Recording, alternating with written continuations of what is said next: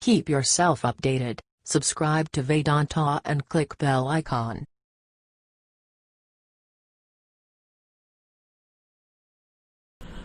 Friends, in this video we'll be looking for characteristics of cell, that what kind of data cell can accept.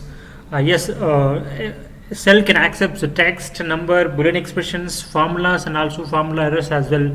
So how to identify that, right? So if you want to identify the data of the cell, if you're typing any text, it just goes to the left side of the cell, and if you are typing any number, it just goes to the right side of the cell, and if you are giving any boolean expression like true or false, it just goes to the middle of the cell, right? And if you are giving any right formula, the result will be shown in the middle of the cell. For example, 100 by 10 goes to a 10 because it is a number, so it is going to the right side of the cell.